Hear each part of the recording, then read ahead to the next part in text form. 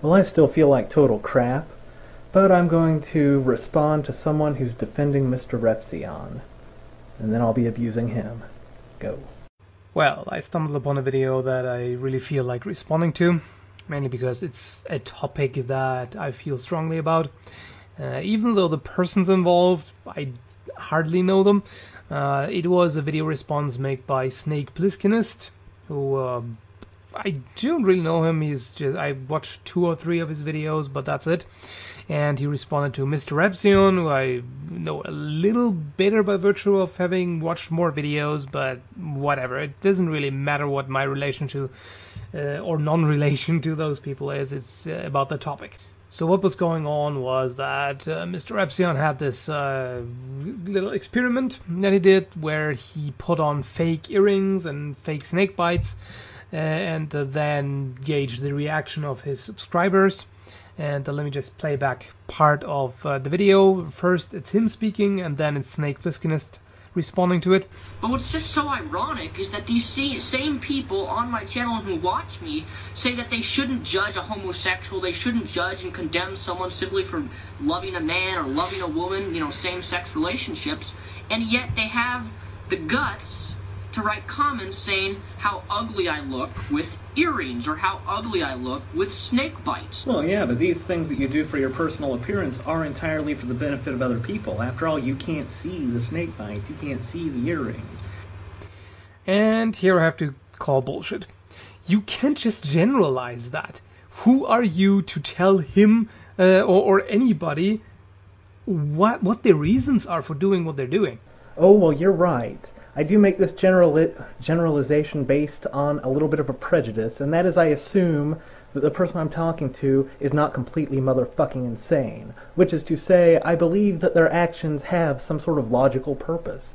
So, the only logical reason that a person would, go to a lot of trouble, pain, effort to modify and maintain this personal appearance is for the benefit of others seeing them and drawing conclusions about them from it. Any other reason would be totally fucking insane. So, I guess, if you're just a complete fucking wackadoodle, then I'm wrong in my generalization. I mean, if you were the last man on Earth, would you maintain your little mohawk and whatever the fuck this business is? If you did, you would be insane. Sure, there are people who do these things for other people, to appear in a certain way to other people. There are some persons who use makeup simply, only when they're out, only when they show themselves to others and all this. And yeah, of course. But have you ever considered that this may actually simply be the way they are most comfortable? Well, instead of answering that, let me ask you, have you ever considered that that's just a big pile of fucking horse shit, and that you want to view yourself as a rugged individual who isn't affected by the perceptions of others, so you modify and maintain this affectation of an appearance, and then go through mental contortions to justify it to yourself in such a way where that's not what you're doing, and so now you're going to lecture me instead of just realize that you actually care about what other people think, and your appearance says as much to everybody. And we are not obligated to go through your mental contortions, so we can say, hey buddy, you're full of fucking shit. This may actually be what they want to look like. But why would anybody want to look like anything unless people were looking? Because it's what they associate with themselves. Like, you would probably also complain about me, about, beard and mohawk and earrings, oh, how horrible. I wouldn't complain about that. You're so focused on your own little personal issues, you failed to grasp my primary thesis in that video to Mr. Repzion, which is mainly, hey Mr. Repzion, why don't you quit manipulating people into doing things and then berating them for doing them? That's entrapment, motherfucker. Quit being a manipulative, passive-aggressive bitch. Your appearance was of no concern to me then, nor is it now. But guess what? This is what I do for myself, because that's how I want to look like. That's what you say, but it's obviously goddamn untrue. Just own up to the fact that what we do with our personal appearance is our way of interacting with other people. Because appearance is important. Should it be? I don't think so, but if wishes were horses, beggars would ride, right? You do that for other people. Deal with that shit. Ever since then, I wanted to grow a beard, long before a single hair was sprouting on my face. I wanted to have a fucking beard. That was just, I don't know why, it's just part of my personality. I've always wanted that. And as soon as I could, I grew one. But then I was kind of torn between these two different aspects. On the one hand, I wanted to look the way I wanted to. I just felt that it felt right, okay? On the other hand, since I'm very introverted, I always hated this unwanted attention that it got me. I always hated when people commented on that, and in my school years, I was always the odd guy out. I mean, I was not outright bullied, but there were always people who either made fun of me or talked behind my back or whatever. Alright, so you were an introverted, strange loner that nobody really liked. And it just so fucking happens that the way of appearing that just feels right, all good on your insides, that just so happens to be an appearance which reinforces that very image of you. It's almost like your appearance is your way of expressing and reinforcing the alienation that you so obviously feel. I mean, isn't it a coincidence that you feel like such a special outsider loner, and the appearance which feels good to you reflects that and is seen by others and makes them view you as such? It's almost like you are expressing yourself with your appearance too. Here's yourself. And even though I had friends, I was still, the weirdo, kind of. So I was trying to find a compromise. Back then I had long hair and I already had the beard, but I was trying to not be too extreme. I went back and forth between long hair and short hair, and shaved and beard and different lengths and so on, simply because I couldn't quite deal with this conflict between, I just want to be left alone on the one hand, and on the other hand, I don't want to suppress myself. This didn't have anything to do with self-expression in that way. Of course it does, or you're totally fucking insane. I mean, obviously you're a little insane that you can't recognize the goddamn obvious, that you go through these mental contortions where your changes in appearance have nothing to do with how others view you, however that works in your brain. But if it were true, then you really would be ready for the lunatic asylum. I mean, it did in the sense that I was just bothered by other people's reaction to it, but this was specifically what I did not want. Liar. But over the years, I've come to realize that it's just not worth it. It's just not worth suppressing what I really want just for the sake of other people. You see, the way you frame the issue, to me, it's exactly the other way around, actually. If I were to suddenly shave and get rid of the mohawk and whatnot, that would actually mean that then, at that point, I'm doing something for other people. Not really. Actually, that would be the most likely thing to do for yourself. Consider this. Again, appearance seems to be important to most people, retards that they are. So, if you go through life, clean-shaven, short hair, let's say wearing a suit, I've noticed this.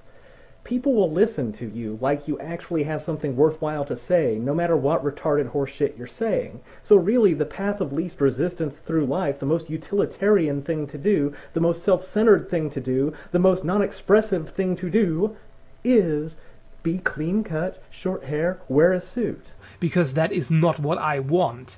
That is what they want, because they are not comfortable with unusual style.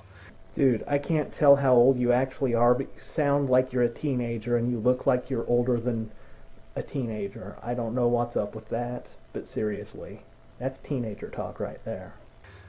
And let me give you another example. It would be as though I were suddenly to tell you, Snakepliskinist, as if I were to tell you get rid of that stupid half glass look, that one black glass. That looks stupid. You better wear a glass eye, because that just looks a lot more normal. First, and I'll repeat, you seem to have missed the point of that video, which was, hey Mr. Repsion, why don't you quit provoking people into judging you, only to yourself then be a judgmental fucking bitch. That said, no, it wouldn't be the same thing for this reason. I don't go, this is all about me, man, like, it has nothing to do with you what styles I take, it just has everything to do with my feelings on the inside. Like, I don't make stylistic choices because of how others will perceive me. It has nothing to do with that, it's all about me, I'm an individual. Since I don't do that stuff, it's not really the same situation. And yes, I did actually check and research to see if you actually have an eye missing, or if that's just a stylistic thing. But ultimately it is a style thing, even though the fact that the eye is missing, you might say that necessitates you covering it in some way, but the way you do it is still style. Except unlike people like you and Mr. Repsion, I, like a man, just own up to that and move on, instead of proclaiming the opposite of what is obvious. You, instead of having this one side black look, which some people could say, oh, that's weird, or that's ugly, or whatever, instead you could have a glass eye, which, you know, people wouldn't be able to tell the difference. They wouldn't be able to even see that that is not a real eye. That might be true of people who don't move their head all around all crazy like, but to people who do move their head all around all crazy like me, a glass eye is pretty obvious because it goes rolling crazy in every direction. And also, when the good eye moves, the glass eye won't move quite as much, making you look a little cross-eyed and stupid. So clearly you didn't research it enough. At least not until they get up close in your face. So you see where I'm going here? The problem is that whenever other people tell you, no, that's ugly, don't do that, they try to infringe on your freedom, basically. This is not about this artsy, oh, I want to express this, I want to paint on the canvas of my body, or whatever. I think you're getting a bit of the wrong picture here. It's just the way that some people are most comfortable with. And if some random close-minded jackasses come along and say, oh, that's ugly, yeah, you shouldn't do that. You know, saying that it's ugly, that's bad enough. But saying don't do that, saying take that off, or adopt... You know, it's funny, when Mr. Repsion was talking about people saying it was ugly, he never actually quoted people as saying don't do that. That was an inference that he made and then put forth as a fact. Fact-inference confusion, I believe that's called. I think they just said it was ugly. I don't think they said not to do it. He just threw that out there because he maybe on some level realized that saying it was ugly just wasn't quite enough to bitch at people for. The different look, I find that to be very obnoxious. It would be the same thing if I went around and said to everybody, you included, you're just not a real man, you should grow a beard, you know, you just look like a pussy. Which of course I wouldn't do, and it would be stupid, but it's the exact same thing. You and Mr. Repsion must have the same virus that makes you think two dissimilar things are the same thing. Alright. With the snake bites thing, if people say that they're ugly, what they're essentially saying is, according to my sense of aesthetics, this don't make the grade. Where with the beard and manliness thing, you're saying, I am impugning your very masculinity based on what I see. These two things are rather dissimilar. One is about my perceptions, the other is about your personality. They just impose a subjective opinion on somebody else. And it doesn't matter that it is shared by the majority of people, or this mainstream bullshit. Numbers are never a good reason for anything, at least not numbers alone. It's not really surprising that when you express yourself, others will provide feedback in a timely fashion. This is just, you know... Except that it's not timely at all. Nobody asked them for their opinion, and it's very disrespectful. I mean, yeah, it is not the same as commenting on biological features. Like if you say, oh, you have an ugly nose, you should get plastic surgery. Yeah, that's a different quality than saying you have ugly whatever, ugly piercings or whatever. But it is still disrespectful. Uh-huh, alright. I just got off the phone with some Catholic priests and feminists. They want their infantile obsession with respect back.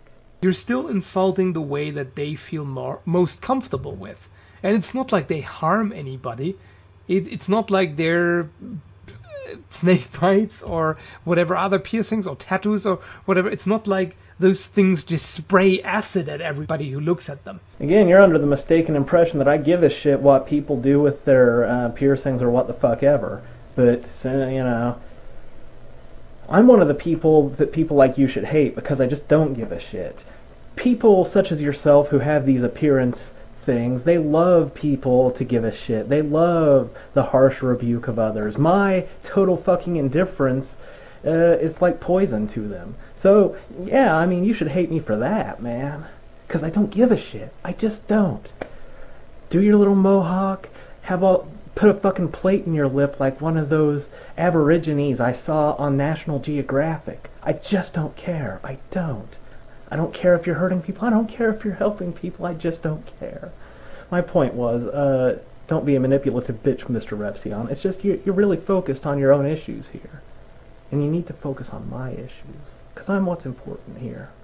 It's not inconsistency so long as you see that there is a difference between intrinsic properties, such as a person's sexuality, or even difficult to change physical properties, such as weight, and affectations that are purposefully undertaken by someone, such as black painted fingernails.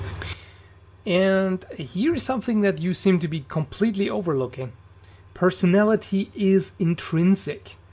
And the tendency to favor certain expressions, if you like, or to favor certain styles, or even favorite color and whatnot, those things are intrinsic.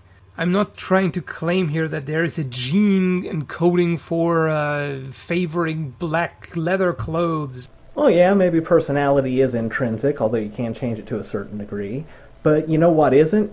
You know what it becomes when you try to tell the entire world about your personality with your appearance? At that point, you're expressing yourself. At that point, it's not just your intrinsic personality, it's you saying, hey world, I'm trying to tell you how I am with the way I look, motherfucker. And that's not necessary. And, you know, if you ever see, like, a documentary about a serial killer, they'll talk to the neighbors and they'll be like, he was such a nice guy. He was so mild-mannered and so polite. I never would have thought that he was a crazed psycho killer. See? He had an intrinsic psycho killer personality, but did he have to walk around with a bloody shirt and a bunch of knives and shit on him? No, he did not. He kept that shit to himself. And if he had put that out there, you could expect people to say, this guy might be a psycho killer. Because he's trying to tell us that with his expression. Anyway, I feel like I've covered everything. Have a nice day.